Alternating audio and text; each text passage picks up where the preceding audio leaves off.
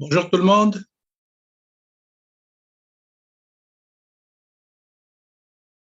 Est-ce que vous m'entendez?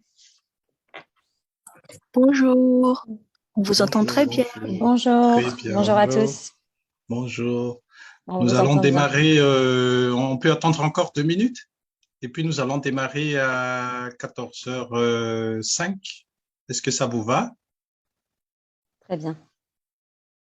Juste attendre un peu les retardataires et puis on commence. OK?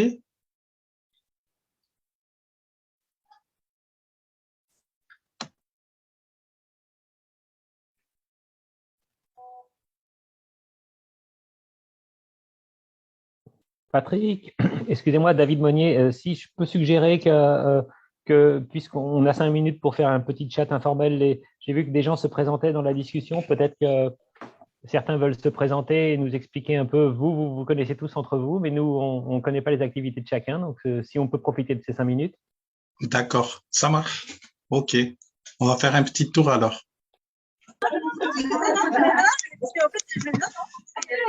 Allô?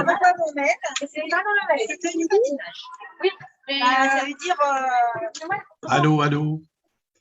Donc, peut-être, dans ce cas, j'annonce un peu le nom et si la personne voudrait bien se présenter. On fait comme ça. Donc, il y a Yertina. Oui, ils n'ont même pas donné de mois. Pour la première fois qu'elle vient ici, ils n'ont même pas donné de mois. Il paraît qu'ils n'ont personne. Ah bon? Allô, Yertine, vous entendez?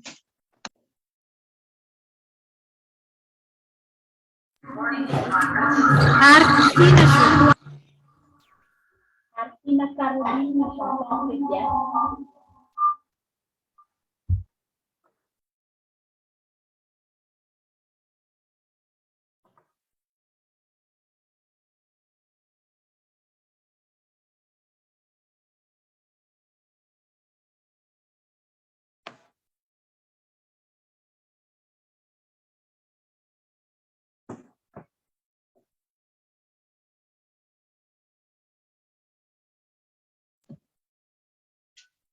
Allô?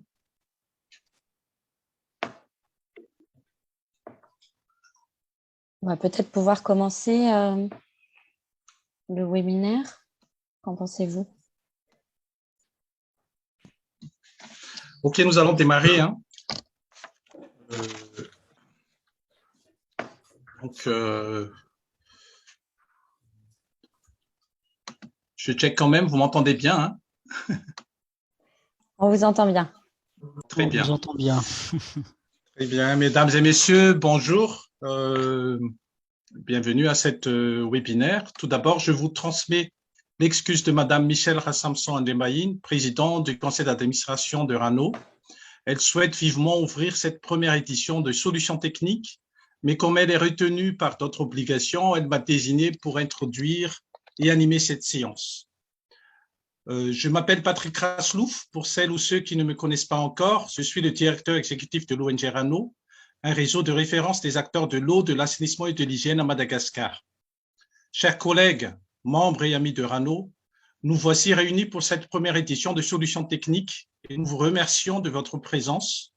Comme vous le savez, la principale mission de RANO est d'améliorer la qualité et la quantité des projets liés à l'eau, sa préservation et ses usages, ainsi qu'à l'assainissement et à l'hygiène à Madagascar, en cohérence avec la stratégie nationale malgache. Pour la réalisation de cette mission, nous mettons à disposition des acteurs des outils techniques, manuels, cahiers techniques, etc., et des bases de données, contacts, documentation, etc. Ces outils sont accessibles sur le site et Facebook RANO.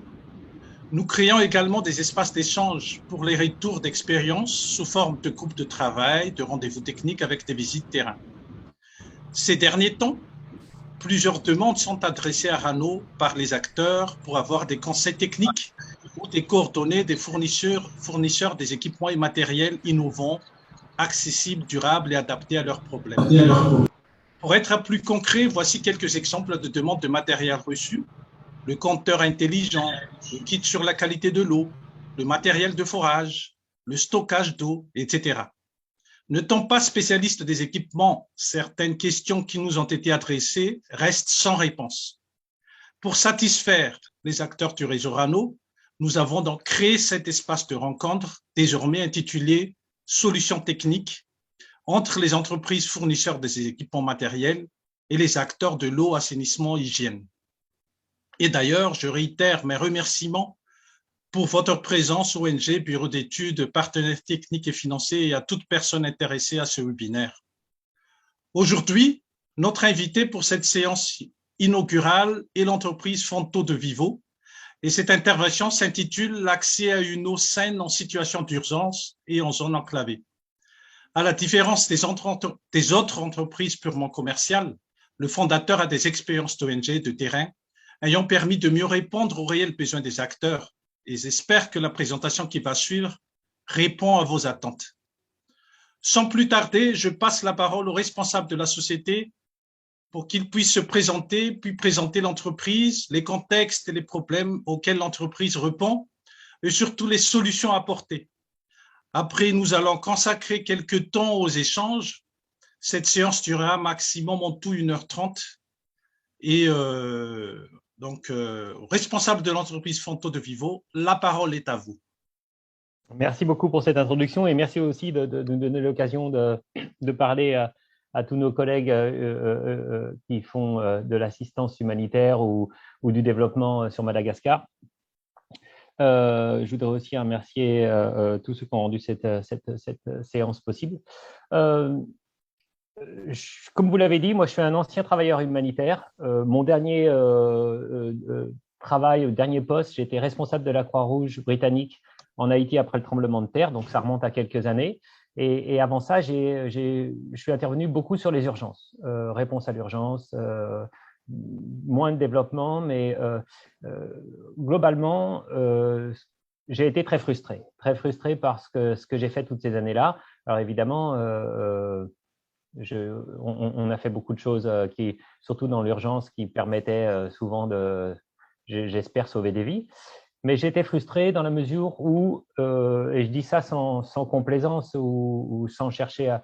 Malgré tout, c'était quand même généralement les ONG occidentales qui débarquaient avec leurs gros sabots, leurs grosses solutions, par exemple, en l'occurrence de traitement de l'eau, et en ce qui concerne les urgences, qui repartaient et qui finalement ne laissaient pas nécessairement derrière elles une solution pour les gens. Et ça, c'était pour moi la très grande frustration. C'était me dire, on le sait tous en plus, hein, on ne peut pas cacher les choses, ça coûte beaucoup d'argent, des interventions comme ça, et on peut toujours se poser la question, certes, on a sauvé des vies, mais est-ce que tout cet argent aurait pu être dépensé différemment? Et en ce qui concerne l'eau, j'ai croisé trop de personnes dans ma vie sur des théâtres différents, dans des pays différents, des régions différentes, qui n'avaient pas de ressources, qui n'avaient pas accès à de l'eau et pourtant qui étaient dans des pays où il y avait une grosse présence d'ONG internationales. Et tout ça, ça a créé de la frustration chez moi. Et à un moment donné, j'ai découvert la filtration membranaire qui est au centre de notre solution. Et du coup, j'en ai discuté avec tous mes anciens collègues. On s'est assis autour d'une table avec les ONG françaises que je connaissais, donc Médecins sans frontières, la Croix-Rouge française, Handicap International, toutes ces grandes ONG. Et on a cherché une solution pour une réponse qui permettrait de donner l'autonomie aux familles dans la réponse à l'urgence, mais qui serait, et c'est le terme à la mode un peu, ou peut-être qui est déjà plus à la mode, mais qui serait nexus, c'est-à-dire qui permettrait l'autonomie des familles pendant l'urgence, mais pendant le retour à la normale, voire la période qu'on dit développement.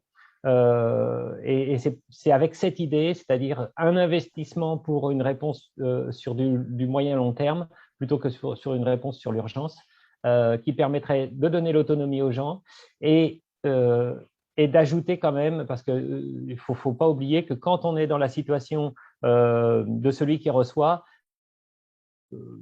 on peut avoir le mot est peut-être un peu fort, mais une espèce de perte de dignité d'être celui qui tend la main, et on peut tous le comprendre que c'est jamais une situation facile. Et moi, ce que je me dis, c'est que c'est un peu notre solution, c'est un peu l'histoire soit on reçoit du poisson, soit on reçoit un filet pour apprendre à pêcher, quoi. Et je suis quand même plutôt du côté de celui qui dit vaut mieux mettre à disposition un filet pour rendre les gens autonomes et indépendants que venir et donner du poisson. Donc, on espère que notre solution, c'est justement ce filet qui serait le filet, l'outil qui permettra aux gens de donner l'autonomie et si possible, de leur permettre de vivre d'une manière plus digne. Voilà, donc c'est tout ce que j'avais à dire et je vais laisser la parole à ma collègue Marjorie. Bonjour à tous. Donc Marjorie, je travaille aux côtés de David chez Fonto et je m'occupe plutôt du développement des projets internationaux. Alors, on va essayer de rentrer dans un système de webinaire plutôt dynamique. Donc, David se permettra d'intervenir pour rendre un petit peu la présentation plus active. Il y aura un temps d'échange après en seconde partie où vous pourrez poser toutes vos questions et on sera là pour y répondre. Et ça viendra compléter cette première partie qui est plus une partie pour le coup descendante en termes d'information. Mais on va essayer de rendre les choses un peu dynamiques. En première partie, en introduction, au-delà de l'introduction de David, on va commencer peut-être par reparler du contexte à Madagascar, même si vous êtes tous des opérateurs liés à l'eau a priori. Vous avez déjà connaissance que l'accès à l'eau est un enjeu pour le pays. Il paraît important quand même de pouvoir recontextualiser sur cette partie-là et en particulier sur la partie ruralité sur laquelle nous nous positionnons avec notre solution de filtration. Donc, je souhaitais quand même recontextualiser sur la partie accès à l'eau et en particulier parce que ça fait partie aussi des piliers du gouvernement malgache. Je lisais d'ailleurs que le gouvernement avait signé il y a quelques jours avec la Banque mondiale un gros programme d'accès à l'eau pour l'amélioration de l'accès à l'eau à Madagascar qui est aux alentours de 220 millions, il me semble. Donc, il y a vraiment une volonté de pouvoir accélérer ce développement à l'accès à l'eau auprès des populations malgaches, puisqu'on le voit là sur les chiffres que je vous ai mis. Je vous ai mis carrément l'extrait du GMP du WHO et de l'UNICEF sur le taux d'accès et notamment en ruralité. On n'est qu'à 36% de la population rurale qui a accès à des ressources en eau améliorées. Donc, on est encore plutôt faible dans l'accès à l'eau sur la ruralité, même si la moyenne au niveau national se rééquilibre avec la partie urbaine, mais Madagascar reste parmi les pays qui sont les plus impactés en termes de taux d'accès plutôt bas sur l'eau. D'autant plus que Madagascar fait également partie des pays où il est projeté un accroissement de la population des plus importants. Je vous l'ai mis ici sur le graphique. Donc, c'est-à-dire que si on n'agit pas tout de suite sur l'accès à l'eau, ça va avoir tendance à augmenter. Il y aura de plus en plus de personnes qui vont avoir des soucis sur l'accès à l'eau à l'avenir, étant donné que la population va croître d'autant plus. Ensuite, un autre challenge auquel vous faites face à Madagascar, c'est l'adaptation aux risques climatiques. Les derniers rapports, notamment du GIEC, donc le GIEC qui est en fait un rassemblement d'experts dédiés au changement climatique et qui a été missionné par l'ONU pour évaluer l'impact du changement climatique. Alors, l'évaluer l'impact par rapport aux années passées et également faire des préconisations sur les années qui suivent pour qu'on puisse essayer de maintenir les impacts climatiques le plus bas possible. Dans le dernier rapport du GIEC, ils ont parlé notamment d'une augmentation de plus 134% des catastrophes naturelles liées à l'eau les 2 dernières décennies par rapport aux 2 dernières décennies avant. Donc, c'est un accroissement très, très fort. Malheureusement, on le sait, le réchauffement climatique maintenant est un fait et on essaye de maintenir ce réchauffement en dessous des 2 degrés d'ici 2050, mais on va avoir du mal à le tenir. Donc, ça veut dire que ces catastrophes naturelles vont probablement aller en s'accroissant et pas en diminuant. Donc, il va y avoir un vrai sujet pour les pays qui sont déjà beaucoup touchés sur ces catastrophes, sur la thématique de l'anticipation et aussi de la réactivité en termes de catastrophes naturelles pour s'adapter et vivre au final avec ces catastrophes naturelles qui vont s'intensifier dans les années à venir. Alors, si je peux ajouter quelque chose, là, Marjorie, entre ces deux slides, il y a quelque chose qui est intéressant, c'est-à-dire la volonté d'investir de l'argent du gouvernement et de la Banque mondiale dans des réseaux et dans de l'équipement. Et on voit la multiplication des événements météo qui risquent finalement de contrer ça, c'est-à-dire de casser les équipements ou de les mettre hors d'état d'usage pendant quelques temps. Donc, il y a quelque chose d'un peu qui fonctionne pas dans cette façon de penser avec un équipement classique, je dirais. Alors, ça peut fonctionner assez bien dans les zones urbaines, hein, mais dans les zones rurales où finalement c'est assez cher de mettre en place des réseaux. Il y a quelque chose, j'ai l'impression que souvent on a la volonté de mettre en place des choses qui ne vont pas nécessairement être capables de faire face aux problèmes climatiques auxquels on va être confronté. Voilà, c'était un petit plus. Il va y avoir un enjeu sur la mobilité, que ce soit la mobilité des équipements ou des populations, puisque les événements climatiques vont entraîner davantage de déplacements et de mouvements de population. Sur des projections de l'Internal Displacement Management Institute, ils projettent qu'en 2050, sur la population mondiale totale, il y aura à peu près 1 milliard de personnes qui auront été déplacées par des catastrophes naturelles. Donc, il va y avoir un enjeu en fait sur la mobilité de ces personnes-là. Et en effet, s'il y a des infrastructures, les infrastructures qui sont fixes ne pourront pas se déplacer en même temps sur les catastrophes naturelles. Donc, d'où l'intérêt de mettre en œuvre aussi des solutions de filtration qui soient mobiles pour pouvoir les déplacer au besoin en cas de catastrophe naturelle et que la continuité du service d'eau soit assurée en cas de catastrophe. Je vous ai remis également un rapport qui est vraiment l'état des derniers événements climatiques recensés à Madagascar, où on voit que d'ailleurs il y a une partie assez cyclique qui est tous les 5 ans, puisque là ça s'arrête à 2021, mais le début d'année sur Madagascar a été très marqué par les différents cyclones, donc il va probablement y avoir un pic encore cette année, et on constate que ce pic a probablement lieu tous les 5 ans, 2012, 2017, et là aujourd'hui cette année 2022. Donc, il y a une partie cyclique qui potentiellement va s'accélérer du fait du réchauffement climatique. En réponse à ces deux contextes qui sont l'accès à l'eau, développer davantage l'accès à l'eau, notamment en ruralité, puisque c'est là où sont les besoins les plus forts, parce qu'il n'y a que 36% de la population à Mada qui a accès à l'eau potable en ruralité. Et puis ce contexte plutôt climatique qui va s'accentuer, ces événements qui vont s'accentuer à l'avenir sur Madagascar. Chez Fonto, nous, avec la solution de filtration que l'on a décidé de travailler sur vraiment une solution qui soit à la fois mobile, donc qui répondent à ce besoin-là de mobilité en cas d'événements climatiques, et puis une solution durable. Aujourd'hui, on le sait, on ne peut plus continuer à fonctionner avec des équipements qui sont conçus sur du consommable, parce qu'on va rencontrer des soucis à l'avenir sur cette partie consommation à outrance. Il faut qu'on puisse gérer davantage nos équipements et les concevoir plutôt sur la notion de durabilité que sur la notion de consommable, pour être plus pérenne à l'avenir. Donc oui, on va le voir plus tard aussi, je me permets de rebondir là-dessus, c'est-à-dire que nous, on a une solution qui est low-tech, c'est-à-dire qui n'a pas de moteur, qui ne nécessite pas d'électricité, qui fonctionne soit par la pression naturelle ou soit à la main.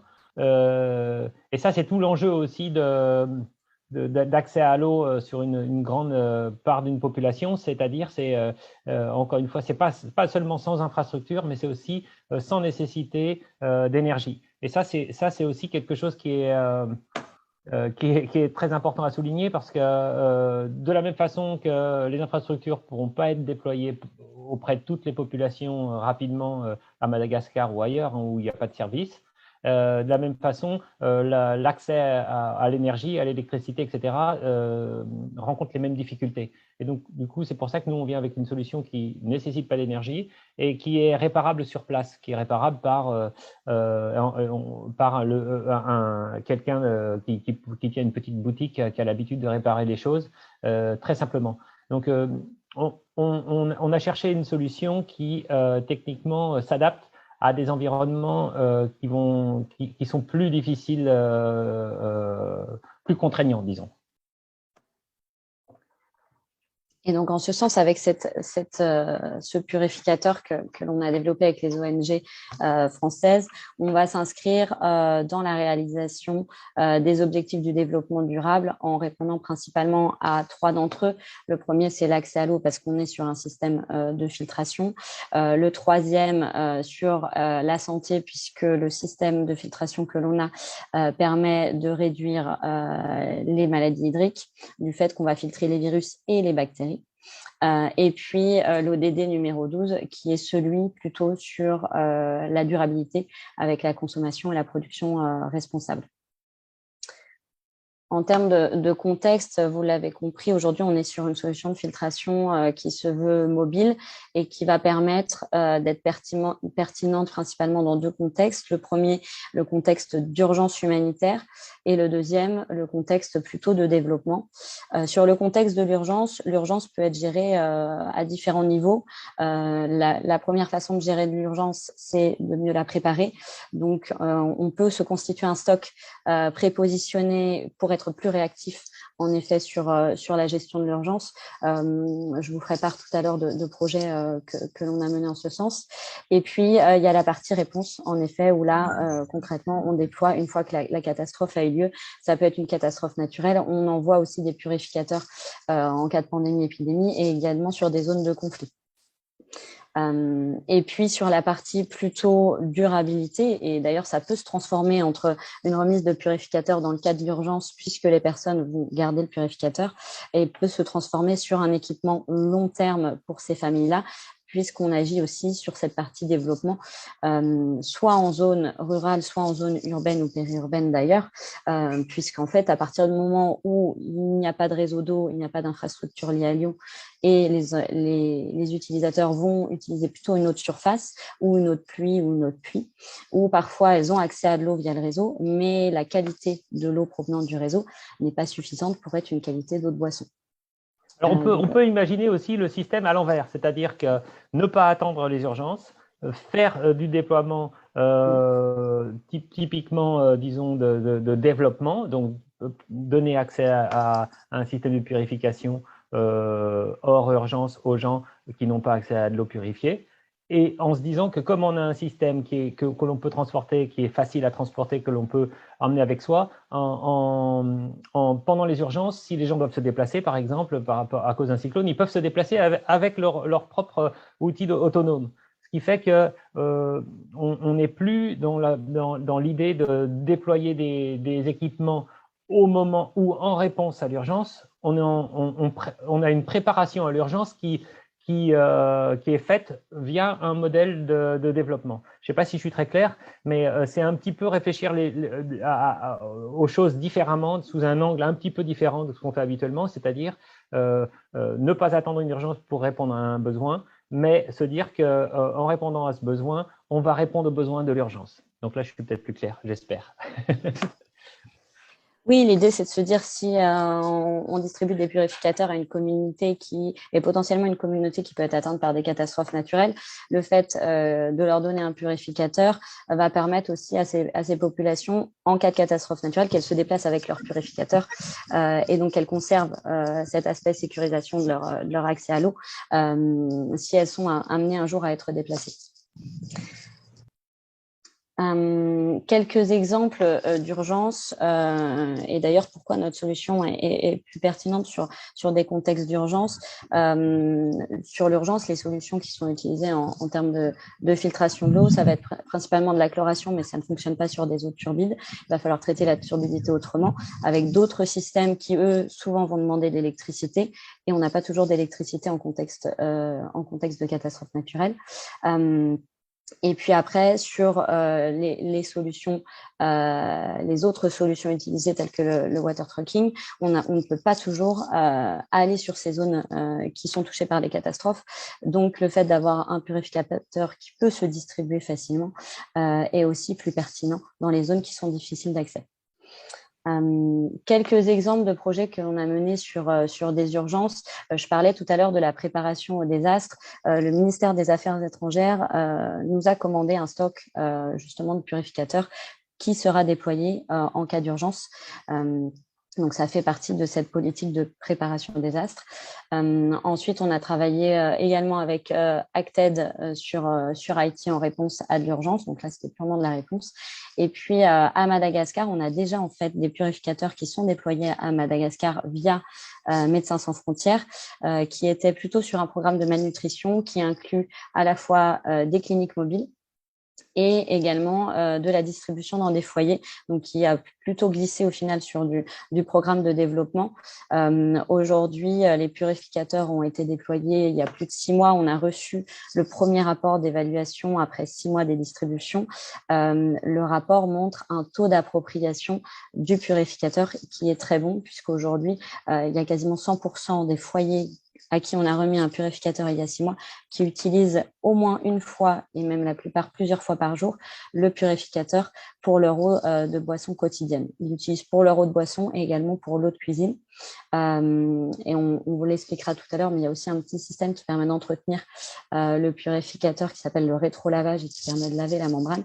Et c'est quelque chose que l'on explique en général à la remise du purificateur pour que le purificateur dure longtemps. Et même cette petite manipulation qui peut être éventuellement complexe à comprendre pour des populations qui ne sont pas sensibilisées à la technologie et qui ne sont pas habitués non plus à utiliser un système à domicile de traitement de l'eau, au final, plus de 90% des personnes qui l'ont effectuent cette opération de maintenance de manière régulière. Donc, en fait, on sait que le purificateur, aujourd'hui, il est adapté à Madagascar puisqu'il a été notamment testé sur ces foyers qui sont alors situés dans la localité de, j'espère que je vais bien le prononcer, Danaramanzava. Et donc, c'est bien prononcé ou pas? J'ai vu que quelqu'un souhaite intervenir. Bon, on va partir du postulat que ça a été bien prononcé. Donc, on pourra rééchanger plutôt sur la partie échange si vous voulez en savoir plus sur ce projet qu'on a effectué avec Médecins sans frontières. Sur la partie ruralité, on a aussi déployé différents projets. On a cité là plutôt deux projets qui sont en Amérique du Sud, mais qui sont sur des problématiques qui se comparent aussi à Madagascar, puisque ce sont 2 projets qui sont situés en extrême ruralité. Le premier dans la région du Vichada, qui est en fait une région en partie est de la Colombie et qui est complètement enclavée par les rivières et les fleuves, ce qui fait qu'il n'y a pas d'infrastructure qui peut être déployée dans cette région-là parce que c'est trop disparate en termes de population. Les populations vivent en petites communautés et très clairsemées, donc le coût des infrastructures pour ces populations serait trop élevé par rapport au nombre de personnes servies. Donc on a travaillé avec le gouvernement français et la région du Vichada pour pouvoir distribuer des purificateurs à ces communautés et qu'elles puissent sécuriser leur accès à l'eau puisqu'elles utilisent aujourd'hui l'eau de la rivière qui contient des bactéries et des virus et donc la contamination microbiologique est très élevée sur ces eaux-là, donc pour avoir un impact direct sur la santé de ces communautés. Alors juste ce qui est bon de rappeler ici, c'est que le gouvernement de Vichada a travaillé avec nous sur ce projet pour 2 raisons principales. C'est que c'est apporter de l'eau à des gens qui n'auront avec une certitude à 100% jamais accès à un réseau d'eau, parce que ça coûterait trop cher de leur apporter de l'eau dans des régions aussi vastes pour aussi peu de personnes. Et aussi la capacité de notre solution à être réparable et à pouvoir servir sur des durées longues, plus de 10 ans. Et donc, c'est pour ça qu'on a été choisi par le gouvernement de Vichada. C'est pour cette double capacité à pouvoir apporter de l'eau de façon décentralisée et apporter un traitement de l'eau plutôt parce qu'on n'apporte pas de l'eau de façon décentralisée et avec une maintenance qui peut être faite sur place.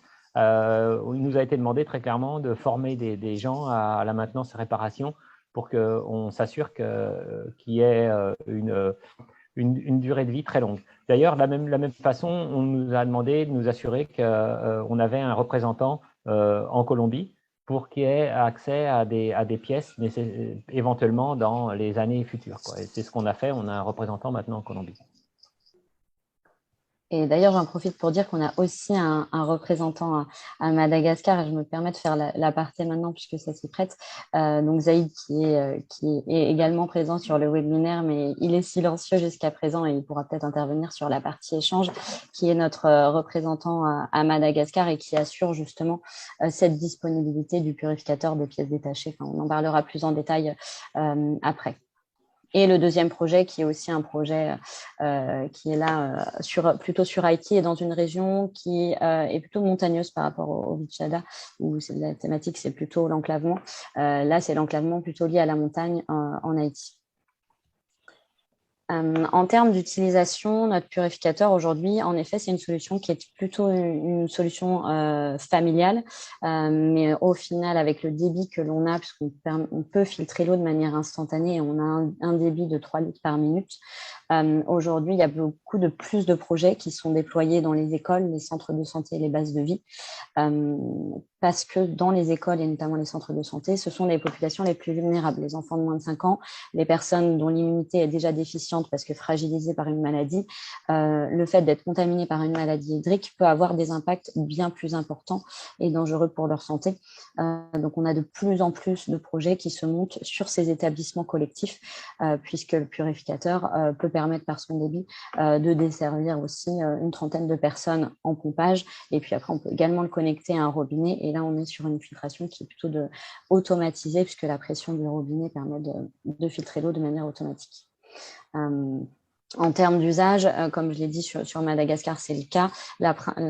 En général, les utilisateurs utilisent l'eau filtrée par notre système pour l'eau de boisson, pour la cuisine, pour le lavage des mains. Également sur la partie hygiène, plutôt sur la partie hygiène des nouveau-nés, qui eux aussi en termes d'immunité sont extrêmement fragiles, pour pouvoir au moins les laver avec de l'eau qui n'est pas contaminée et qui est safe à utiliser d'un point de vue microbio. Sur la solution qu'on a travaillée, notre préoccupation, c'était la réduction des maladies hydriques. On va pouvoir filtrer tout type d'eau, excepté l'eau salée. Pourquoi? Parce que le sel endommagerait la membrane d'ultrafiltration. Mais sinon, on peut filtrer tout type d'eau, que ce soit une eau de surface, de rivière, ou une eau de puits que vous avez là, une eau de pluie, ou bien une eau du réseau, comme je l'ai dit tout à l'heure, une eau du réseau qui ne serait pas une eau saine à la consommation. Alors, il y a d'autres limites. Hein. Excuse-moi. Les limites, c'est la chimie. On ne traite pas la chimie. On traite, comme l'a montré les tests de l'OMS, on traite la bactério et la virologie et tout ce qui est biologique. On ne traite pas la chimie, donc pas l'eau salée, comme l'a dit Marjorie. Et aussi, on a des limites dans la turbidité. C'est-à-dire que si vous allez chercher de l'eau vaseuse, on va avoir des limites mécaniques. Plus l'eau sera, si on espère des durées de vie très longues, plus l'eau sera, moins l'eau sera chargée, plus on aura une durée de vie très longue. Je veux dire, je préfère dire ça que de faire croire aux gens, parce que parfois, moi, je fais des vidéos à la télévision française où pour parler aux gens, je vais chercher de l'eau dans des rivières assez chargées. Sans faire de préfiltration avec un linge comme on le recommande normalement, etc. Faut pas nécessairement se dire que c'est la bonne recommandation. Ce qu'il faut, c'est essayer d'avoir de l'eau la plus claire possible pour pas je dis claire, c'est-à-dire pas chargée en matière en suspension. Et c'est comme ça qu'on aura la meilleure durée de vie. Voilà, c'est juste pour limiter aussi notre discours. Nous ne sommes pas des magiciens. Nous venons avec une solution qui est sûre, qui fonctionne très bien, et on en a la preuve en Haïti, on en a la preuve à Madagascar, on en a la preuve un peu partout. Mais ça ne transforme pas de la boue en eau claire, quoi. Ou en tout cas, si ça le fait pas aussi longtemps que ce que tout le monde voudrait. Ça ne transforme pas non plus l'eau en vin. Non plus. Ça, c'est à mon grand regret. Non, mais oui, sur la partie turbidité, en effet, il faut être vigilant. Si l'eau est très turbide, il faut la préfiltrer en amont avec un linge, la laisser décanter pour éviter le plus possible d'avoir des matières en suspension qui pourraient venir colmater la membrane d'ultrafiltration. Sur la partie aussi équipement, on a développé des kits de connexion qui vont permettre je vous expliquerai le fonctionnement du purificateur juste après, qui vont permettre de pouvoir aller directement immerger une crépine dans la source d'eau à filtrer et pouvoir filtrer l'eau de manière plus simple sans avoir à positionner le purificateur dans un seau. Et puis, on a également un kit robinet qui va pouvoir, lui, se connecter, comme son nom l'indique, à un robinet, que ce soit un robinet du réseau ou alors un robinet qui est plutôt connecté à une cuve de récupération de pluie, une réserve d'eau, sachant que la pression du robinet, en général, suffit à faire passer l'eau au sein de la membrane d'ultrafiltration. Donc, on n'a plus besoin de pomper quand on connecte, en général, le purificateur avec un kit robinet. Donc, cette solution de kit robinet, c'est généralement plus pour le périurbain, pour les écoles, pour les centres de santé qui sont généralement plus équipés que les foyers individuels.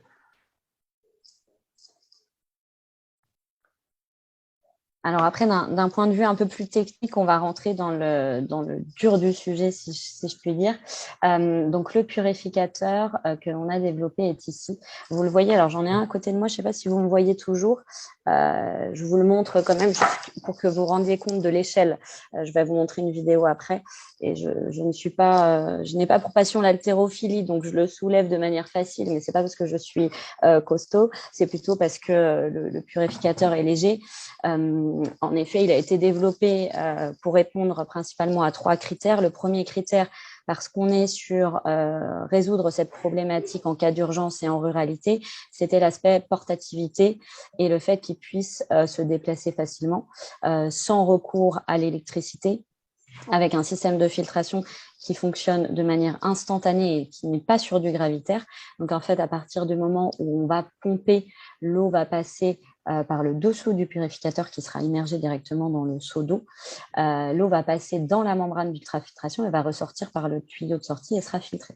Donc, en fait, on va avoir de l'eau instantanément. Et ça, c'était important aussi, en cas d'urgence, on a besoin de l'eau tout de suite. On ne peut pas se permettre d'attendre que l'eau, par gravité, passe dans un filtre. Donc, on a, nous, une solution qui permet de filtrer de l'eau de manière instantanée.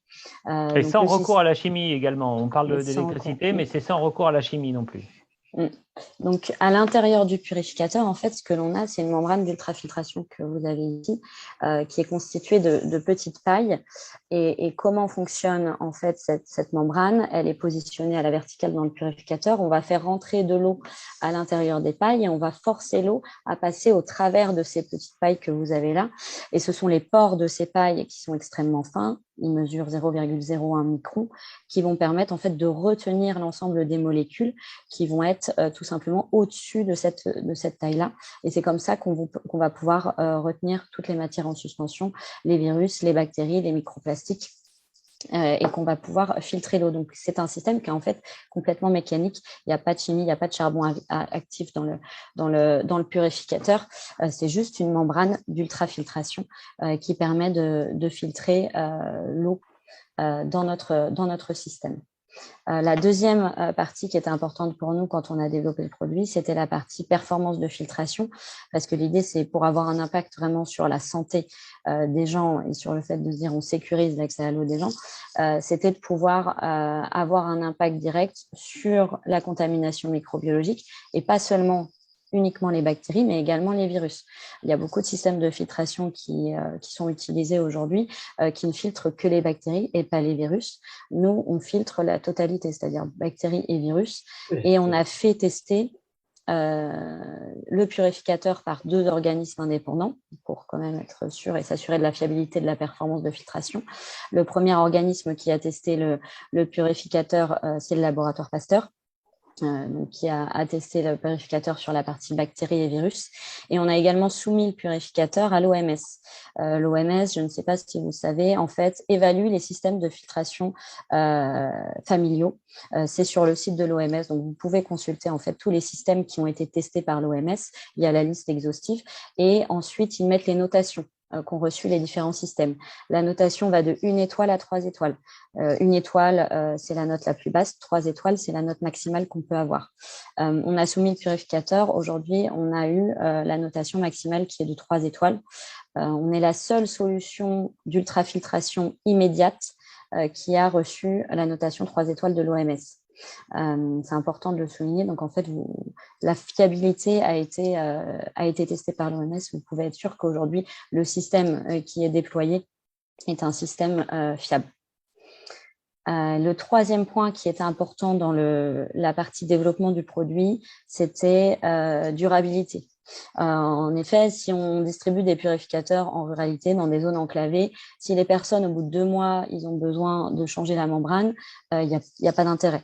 L'idée, c'était au contraire de se dire, on leur donne un purificateur et en effet, ça va durer le plus de temps possible pour que ces gens-là, ils soient autonomes, ils n'aient pas besoin ensuite d'aller demander à Pierre, Paul ou Jacques un changement de membrane au bout de 2 mois. Donc, on a travaillé au sein du purificateur pour pouvoir étendre et prolonger et préserver la membrane d'ultrafiltration le plus possible. Sans rentrer, je vais vous dire très brièvement comment on a conçu le produit. On a mis déjà un pré-filtre à l'entrée du purificateur pour que les matières en suspension restent le plus possible à l'extérieur de la membrane et qu'elles évitent de colmater la membrane trop rapidement. Ensuite, dans le purificateur, vous avez un système de cross-flow qui permet d'avoir un flux d'eau en continu au sein de la membrane d'ultrafiltration pour éviter aussi le colmatage de la membrane. Et le dernier système, c'est le système de rétrolavage dont je vous parlais tout à l'heure. Et c'est pour ça que vous avez ces 2 robinets qui sont positionnés au-dessus du purificateur.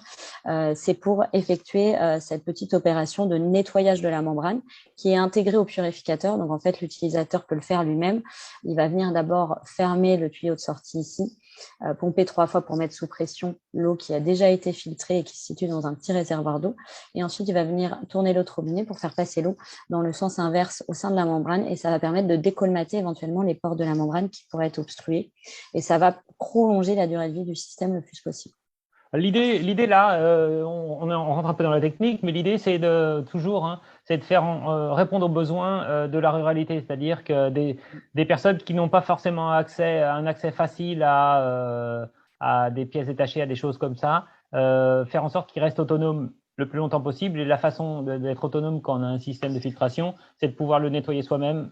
Et c'est pour ça qu'on a intégré des systèmes de lavage qui peuvent être faits de façon journalière par les gens, assez simplement. Donc, on essaie toujours de répondre à un besoin quand on amène quelque chose dans notre purificateur. Et là, le besoin, c'est clairement l'autonomie sur du long terme. Donc, voilà. Et sur cet aspect autonomie, justement, en fin de vie de la membrane d'ultrafiltration, parce que comme toutes les membranes, au bout d'un moment, elle va se colmater progressivement. Alors, elle ne va pas perdre du tout en performance de filtration. La membrane va toujours avoir la même performance de filtration. Par contre, c'est plutôt en termes de débit, où là, au fur et à mesure, elle va se colmater. On va constater une perte au niveau du débit du purificateur. Et là, ça va indiquer qu'il va falloir changer la membrane parce qu'au bout d'un moment, ça va être compliqué de pomper. Le débit va être trop faible parce que les pores de la membrane seront trop colmatés. Le purificateur a été conçu pour être démontable et réparable. C'est-à-dire qu'en fin de vie de membrane, on a un kit réparation qui permet de démonter le purificateur, d'enlever la membrane usagée, de remplacer par une nouvelle membrane pour pouvoir à nouveau utiliser le purificateur. On peut répéter cette opération 4 fois. Donc là, pour arriver à avoir une durée de vie produit qui soit la plus longue possible. Autre point que je précise, le purificateur est entièrement fait en France, y compris la membrane d'ultrafiltration. Il y a beaucoup de membranes d'ultrafiltration qui sont faites en Asie. On avait le choix au développement du produit. On aurait pu très bien opter pour des membranes faites en Asie. Nous, on avait quand même un gros sujet qui était la fiabilité de notre système. Et on sait que la fiabilité du purificateur tient avant tout dans la fiabilité de la membrane.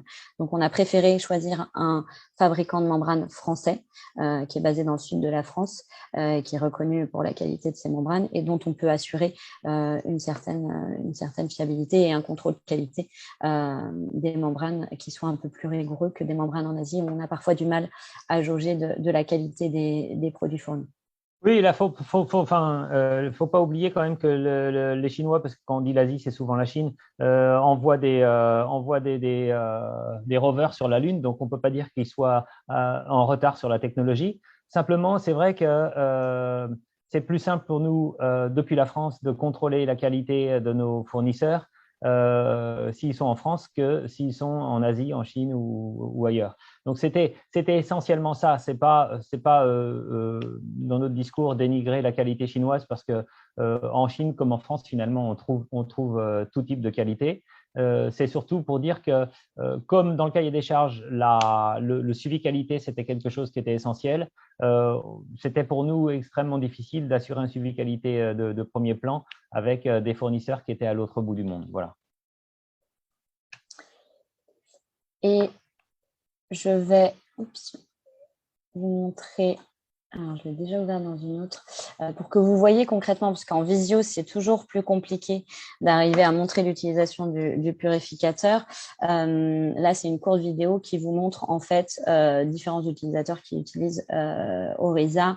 Donc là, vous avez à la fois des projets qui sont des projets colombiens, des projets en Afrique, où on voit comment s'utilise l'Oriza. Donc c'est très simple, hein. Il suffit juste de pomper.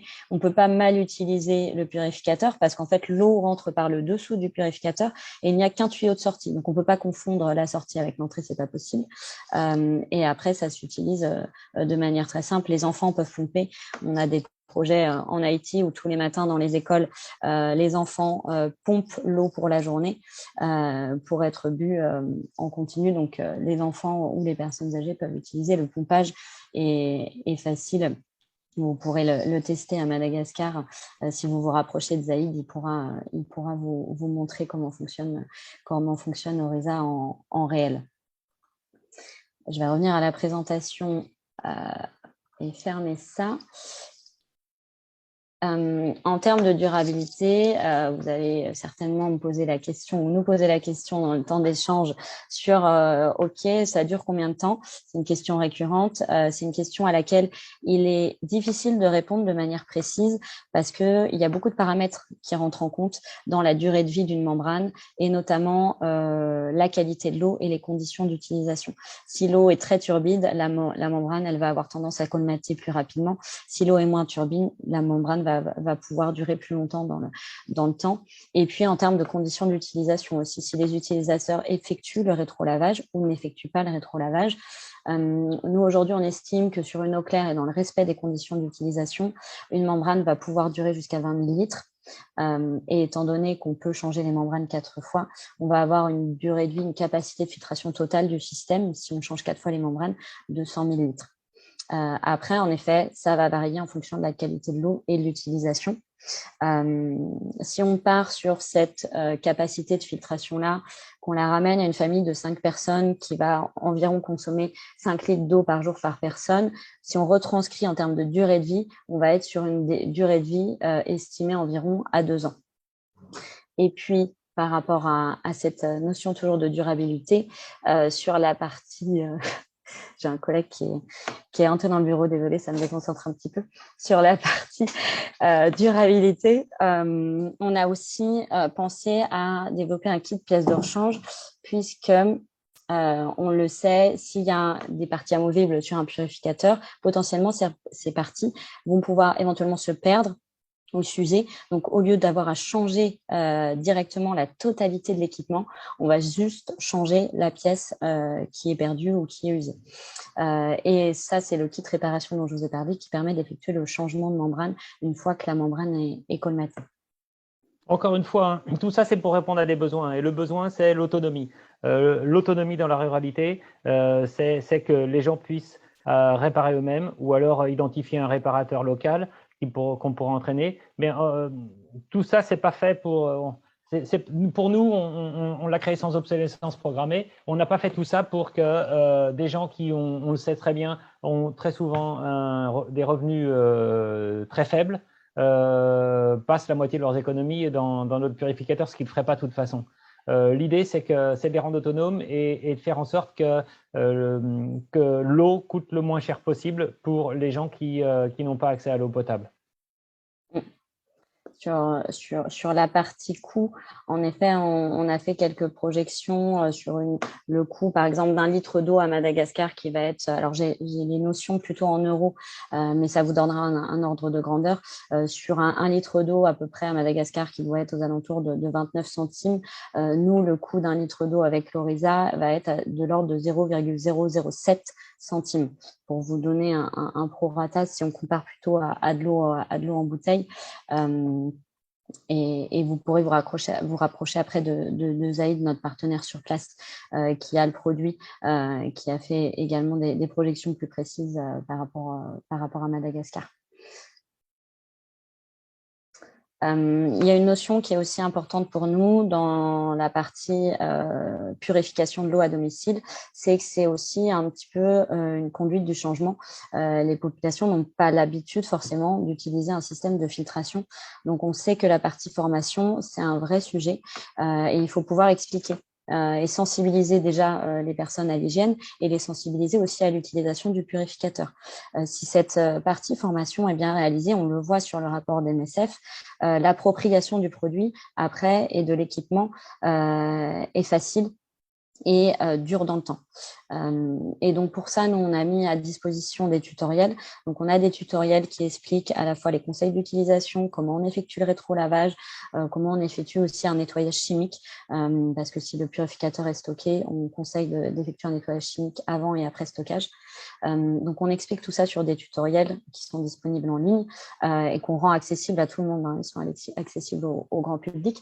Et nous, au sein de Fonto, on peut aussi vous former et former les ONG qui ensuite forment leur équipe et leurs équipes lors de la distribution formeront les utilisateurs et leur expliqueront comment utiliser le purificateur.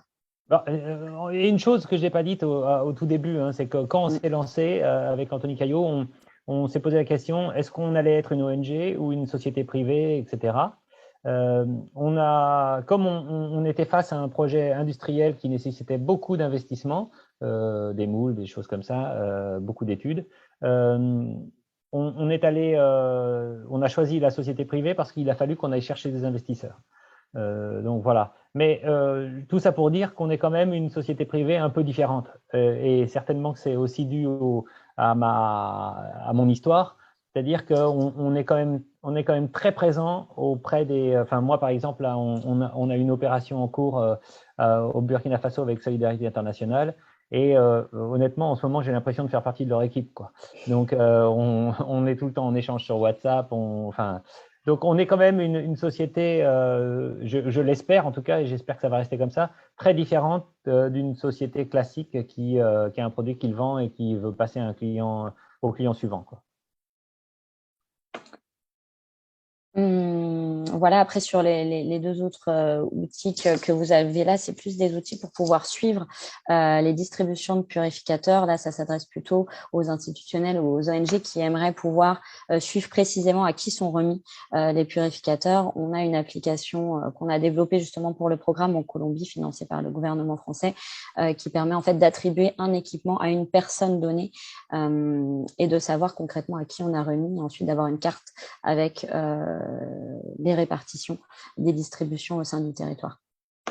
Et le troisième logiciel, c'est plus un logiciel de mesure d'impact sur des indicateurs par rapport aux distributions et aux programmes qui sont menés d'accès à l'eau.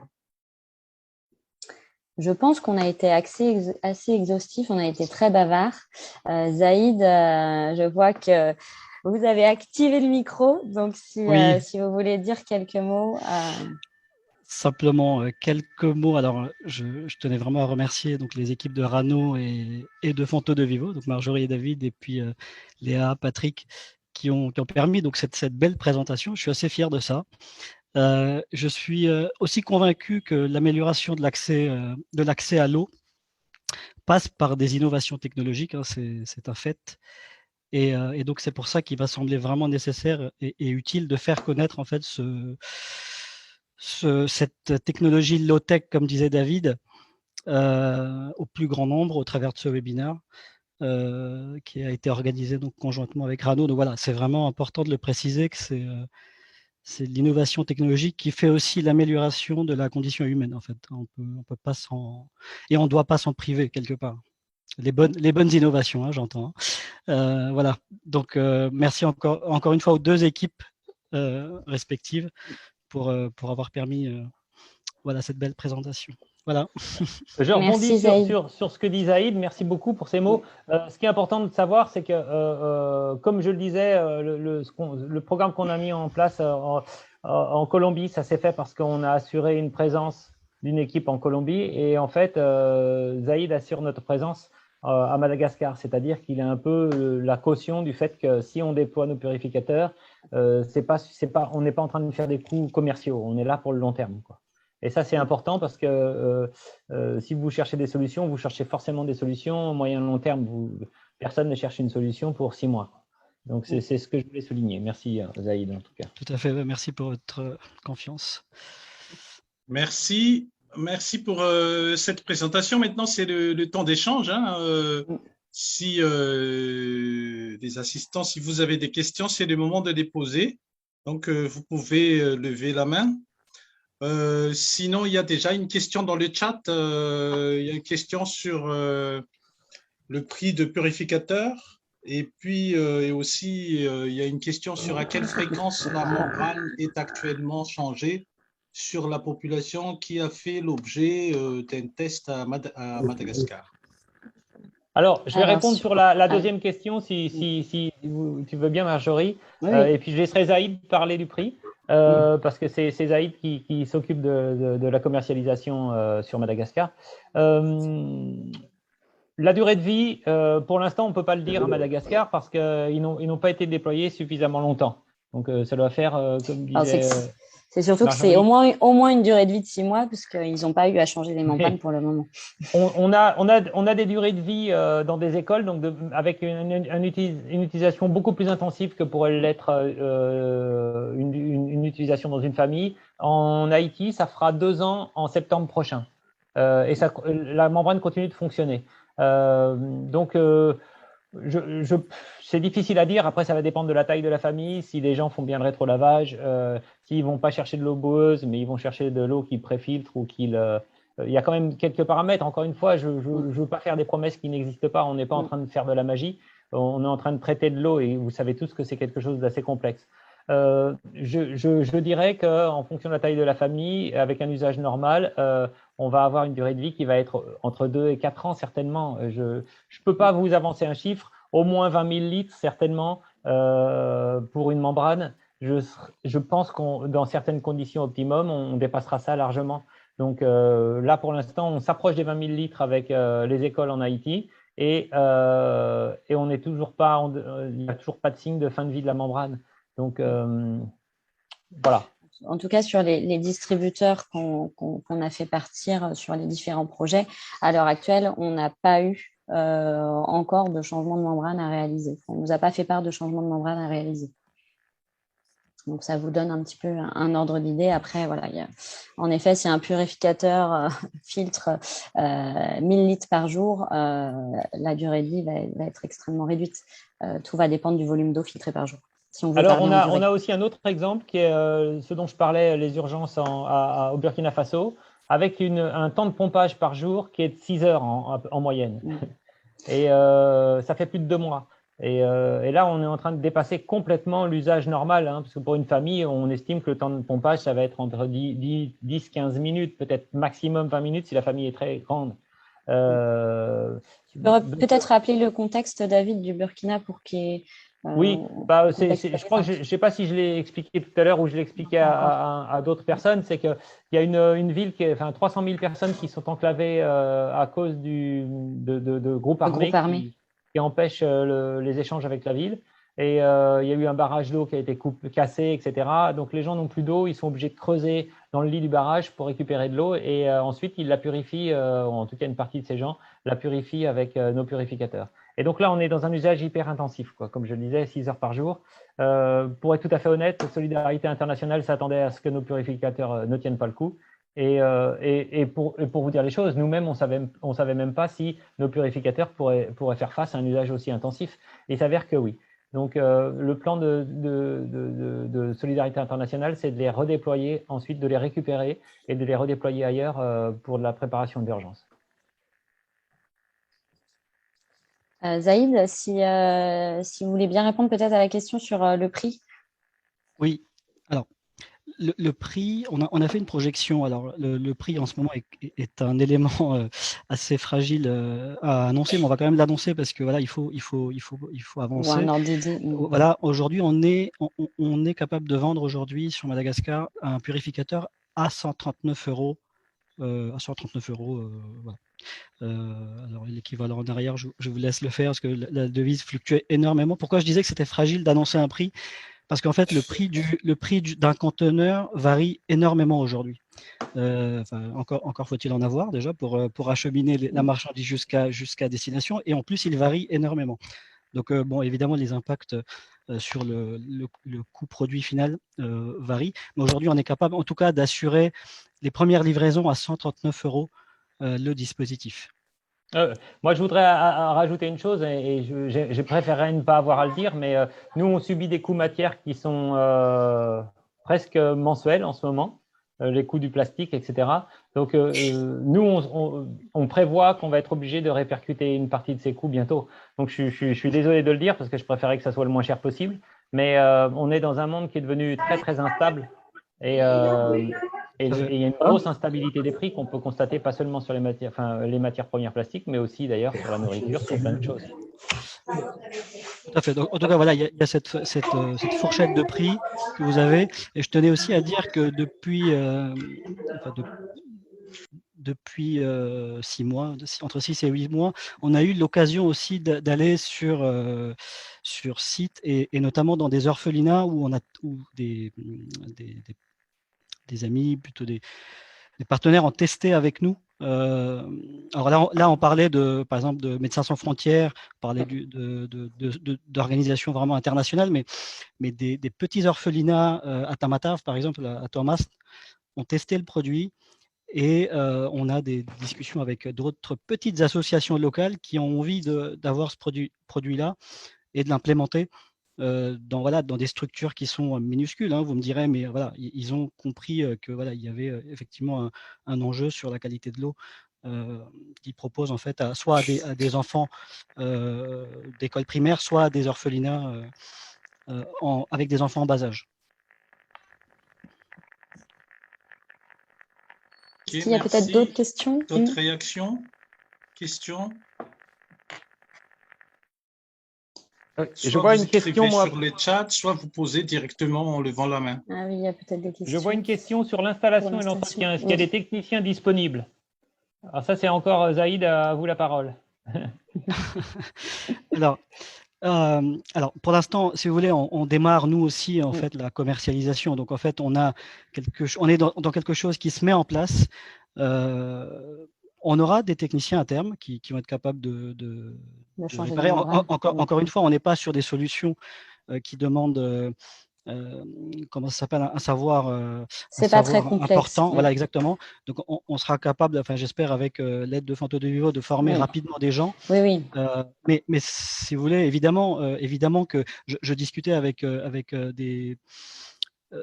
des amis en fait sur Madagascar, et ils me disaient qu'ils avaient par le passé reçu des purificateurs de ce type-là, mais qui n'avaient aucune sorte de durabilité. Il n'y avait pas les pièces détachées, il n'y avait pas de personnes capables de maîtriser en fait la maintenance de ces appareils-là. Donc en fait, c'était à jeter. Et quelque part, c'est dommage. Donc effectivement, nous, si on fait ça, c'est aussi pour respecter en fait le cahier de charge initial de Fanto de Vivo qui lui permet une durabilité et une maintenance facile. Pour répondre sur la partie installateur, en Colombie, on a formé des installateurs et des réparateurs. Donc, le changement de membrane, c'est quelque chose qui n'est pas compliqué en soi. Pour vous donner un exemple, moi-même, je l'ai fait et je n'ai pas de compétences techniques. J'ai juste suivi la notice de changement de membrane. Mais en effet, on sait que les utilisateurs, parfois, ne vont pas se sentir à l'aise avec ce changement de membrane. Donc, en effet, il est prévu avec Zaïd que l'on forme des réparateurs sur place qui pourront effectuer ce changement de membrane. Et pour que vous sachiez, on a des tutos sur tout et jusqu'à présent, on n'avait pas de tuto sur le changement de membrane et il est en train d'être tourné actuellement dans nos bureaux, aujourd'hui même. C'est pour ça que j'ai un collègue qui est rentré dans le bureau tout à l'heure d'ailleurs. Alors, est-ce qu'il y a d'autres questions? Est-ce que pourriez-vous nous partager la présentation par mail? Oui, bien sûr.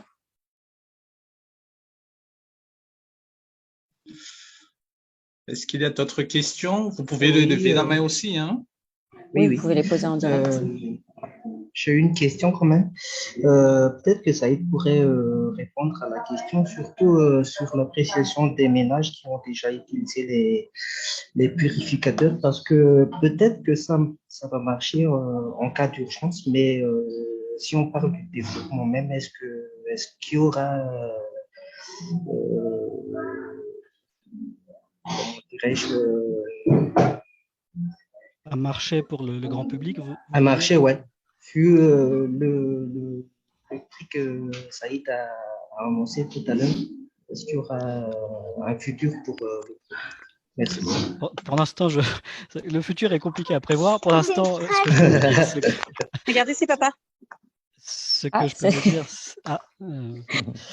il y a de la famille qui est connectée. C'est mercredi, donc ils n'ont pas école. Qu'est-ce que je disais? Oui, en fait, ce que je peux vous dire, c'est que les personnes donc, qui s'occupent d'associations à Madagascar sont je vais parler d'une association qui s'appelle SWAM, en fait, SOAM, donc qui s'occupe, en l'occurrence, de ces orphelinats à Tamatave.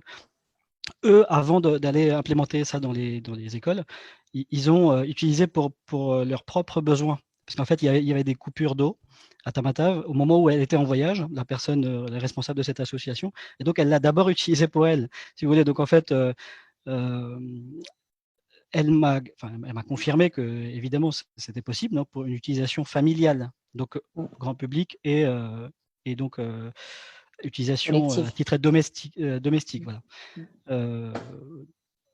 Donc évidemment, oui, c'est possible. Un marché grand public est possible. Encore faut-il que Photo de Vivo nous fournisse tout ce matériel. Mais voilà, évidemment, oui, c'est possible. C'est possible qu'on puisse vendre au grand public. Il n'y a pas de limite aujourd'hui dans l'application de l'équipement. On a beaucoup parlé de l'urgence, mais le déploiement de MSF sur les 130 foyers que j'ai évoqués tout à l'heure, c'était plutôt du développement que de l'urgence dans ce cadre-là. Donc, on sait que sur le cas du développement, c'est aussi pertinent. Donc après, il n'y a pas de limite. À partir du moment où les gens en ont besoin, on ne va pas. Enfin, je ne pense pas que Zaïd se limite si les gens en ont besoin. Non, justement, l'urgence est relative en fait en fonction des pays. Enfin, j'ai envie de dire parfois à Madagascar, tout est urgent. Donc il faut des solutions pour tout le monde, évidemment. Et d'ailleurs, c'est une solution pour tout le monde. C'est une solution qui n'est pas nécessairement destinée à être utilisée en cas d'urgence. On espère ne pas avoir d'urgence, justement, en fait. C'est plutôt ça qu'il faut espérer, et pas l'inverse. Et c'est le moment où jamais ça y est. C'est le moment où jamais. Ouais. Merci pour la réponse. Oui, je vous en prie. Oui, bonjour, petite question. Donc aujourd'hui, si on est intéressé par ce purificateur, que ce soit pour à usage personnel ou pour faire un don à une famille ou même une fois qu'on rentre en contact avec une association qui peut être susceptible d'être intéressée. Donc, qui contacter? Est-ce qu'il y a un stock disponible? Est-ce que voilà, quel est le délai de livraison aujourd'hui entre ces produits qui sont conçus en France et Madagascar? Voilà. Ce sont un peu des questions plutôt logistiques et pratiques. Je vais Est-ce que vous présenter en même temps, un tout petit peu, pour que Photo de Vivo vous connaisse un peu? Alors, moi, je suis originaire de Madagascar. Ça fait 8 à 10 ans que je suis en France. Je suis également le frère de Zaïd, mais donc il m'a parlé en fait de ce projet, mais je n'ai pas eu le temps de m'y adosser complètement. Donc là, c'est vraiment, je l'apprends via cette présentation, donc qui est une très très belle présentation d'ailleurs. Et donc en fait, c'est par rapport à ça que ces questions me viennent à l'esprit, et je me dis, ok, là, Photo de Vivo, vous avez un beau produit, vous avez une association, enfin, vous visez principalement des acteurs qui sont autour de l'humanitaire et de l'aide et tout ça. Mais moi, en tant que petit particulier qui est aujourd'hui en France, qui fait partie quand même de la diaspora malgache, comment je peux aider? Comment je peux aider? Et concrètement, demain, je parle de ce purificateur à quelqu'un. C'est quoi la prochaine étape? Alors, un cas concret, à terme, j'espère que Zaïd sera reconnu tellement dans Madagascar qu'il ne pourra plus marcher dans la rue sans être abordé par tout le monde, mais ça sera notre point d'ancrage. Mais un cas concret, ce matin, on a reçu une demande d'une personne qui va aller passer quelques mois à Madagascar dans un centre de santé et qui nous a écrit à nous parce que Zaïd n'est pas encore connu suffisamment sur Madagascar. Et donc, on a renvoyé le mail à Zaïd qui va traiter la commande, quoi. Donc, D'accord. je veux dire, on travaille main dans la main, que ça soit directement vers Zaïd ou nous, l'information circule. D'accord. Puis pour le stock, Impeccable. Zaïd, je peux vous laisser répondre. Oui, alors, Ouzéfa, donc effectivement, on n'a pas parlé, mais le stock est en chemin, hein, si je peux dire. Et puis, dès qu'il y a du stock, effectivement, on est capable de livrer. Après, si c'est pas le cas, ça passe par une commande auprès de Fanto de Vivo. Et puis, lui aussi, en fonction de ses capacités de production ou sa disposition. Après, il y a un temps qui est incompressible, c'est celui du transport. C'est-à-dire qu'il faut 45 jours, voire 60 jours, si ça passe par Maurice, en fait. Donc, il y a un temps qui est incompressible. Après, dans des solutions d'urgence, il y a l'avion, mais le coût n'est pas le même, pour le coup. Voilà.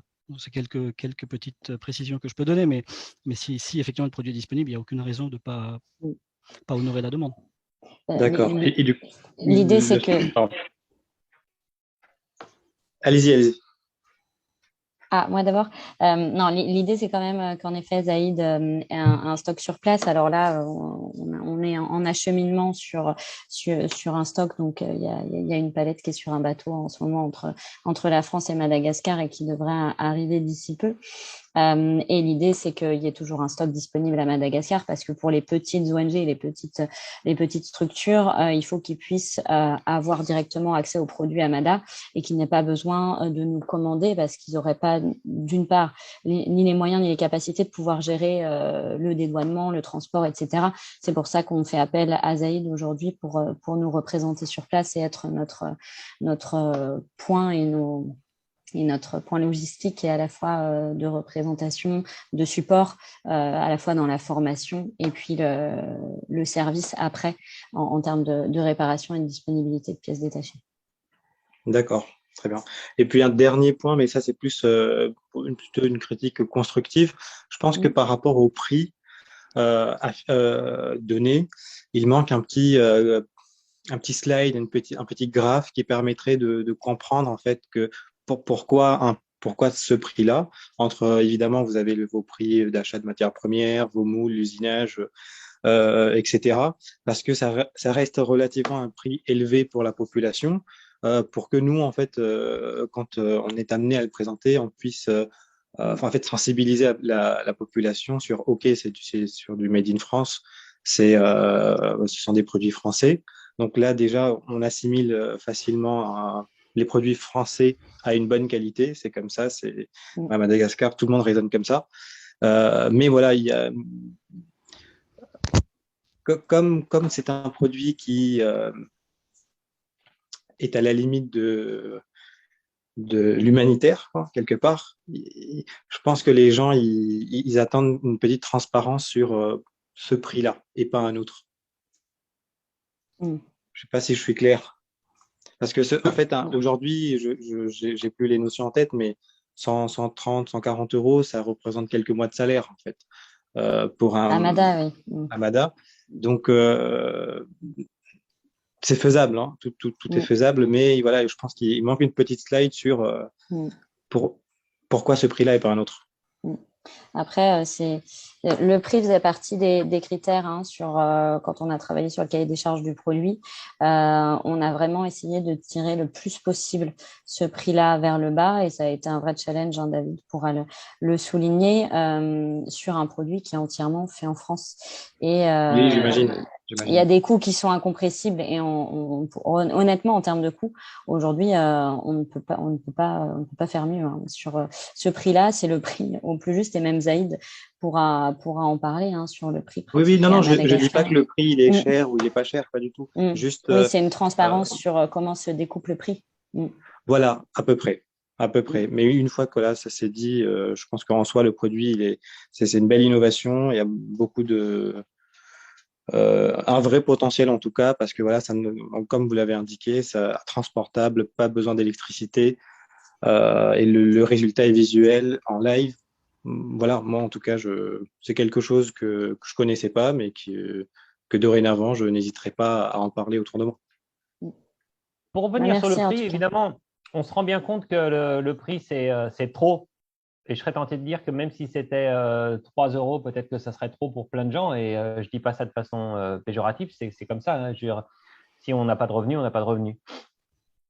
Par contre, si on veut comparer le prix, pas pour un achat direct, mais pour de la subvention, etc., à un réseau d'eau qu'il faut amener, qu'il faut maintenir, qu'il faut réparer en cas de crise, etc., du coup, quelque chose qui serait soit donné par le gouvernement, soit subventionné, soit il y a plein de Oui, façons tout à fait. de Tout donner à fait. Là, accès. c'est relatif. Et Effectivement, là, là, tout c'est d'un coup, relatif. là, on peut comparer, effectivement. On peut comparer combien coûtent des dizaines de kilomètres de tuyaux enterrés et le traitement de l'eau, etc., à notre Oui, purificateur. Et là, on complètement. s'aperçoit qu'on n'est pas cher du tout. Encore une Complètement, fois, complètement. quand les gens n'ont pas de revenus, je suis d'accord, tout devient trop cher et 139 euros, c'est certainement une somme inimaginable pour plein de gens. Après, effectivement, la réflexion n'est pas anodine. En tout cas, il y a des familles qui peuvent se partager aussi ce dispositif et donc on arriverait à des coûts qui seraient partagés. Il faudrait aussi en parler en ce sens, c'est-à-dire que ce n'est pas quelque chose qui est nécessairement individuel.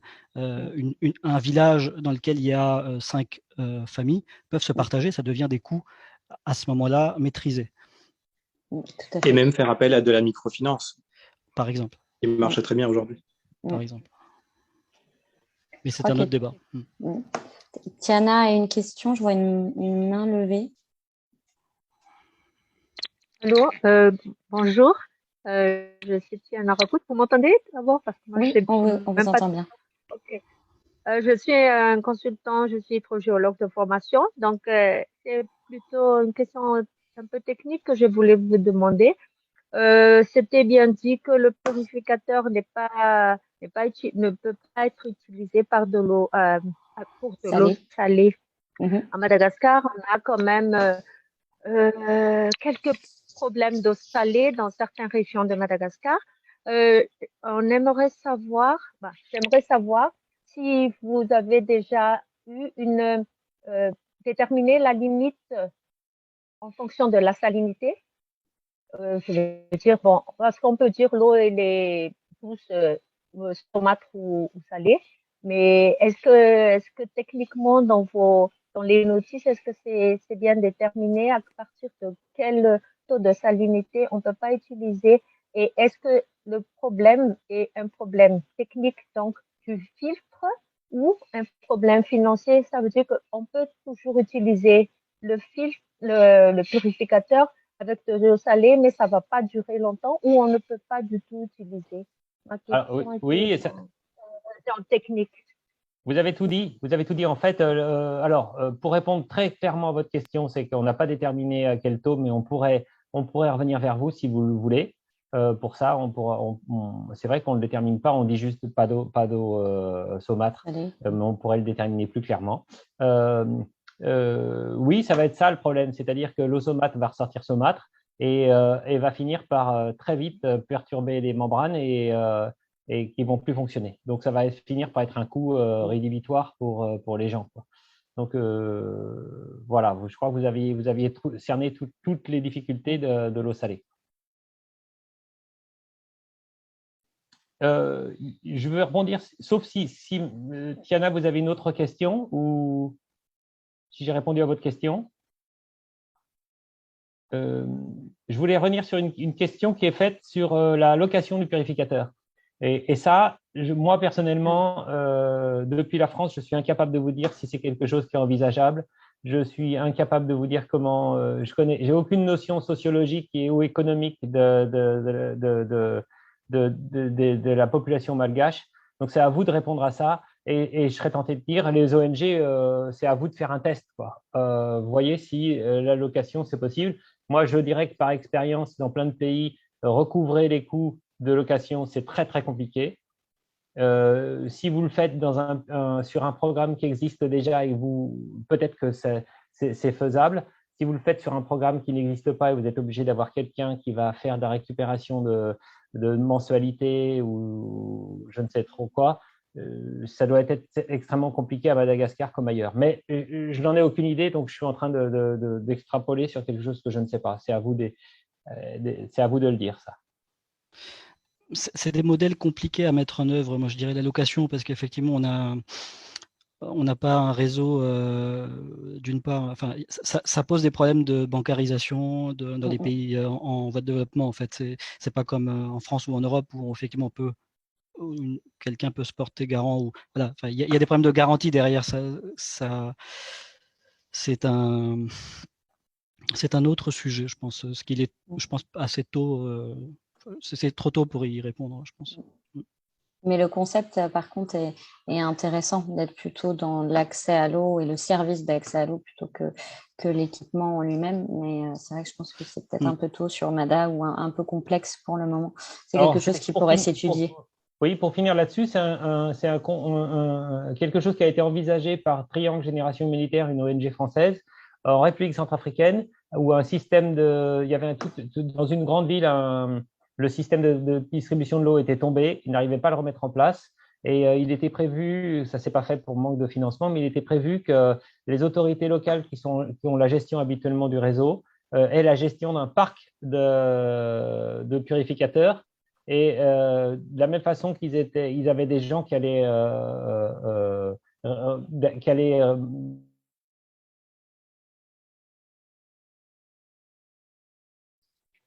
de façon hebdomadaire se faire payer. Donc, c'est des choses qui ont déjà été envisagées, mais ça nécessite une grosse structure, je pense, enfin, quelque chose, des associations ou des organismes très habitués à ce genre de choses, quoi.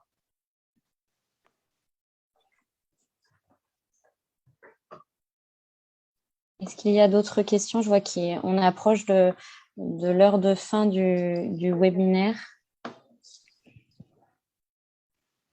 Bon, est-ce qu'il y a encore d'autres remarques? Sinon, nous allons nous arrêter là.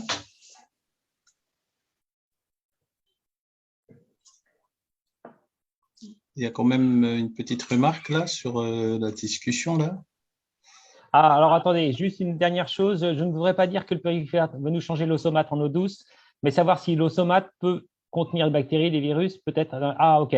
Oui, alors, je comprends la question. L'eau restera saumâtre, mais elle sera purifiée de bactéries et de virus. Oui, c'est ça la question.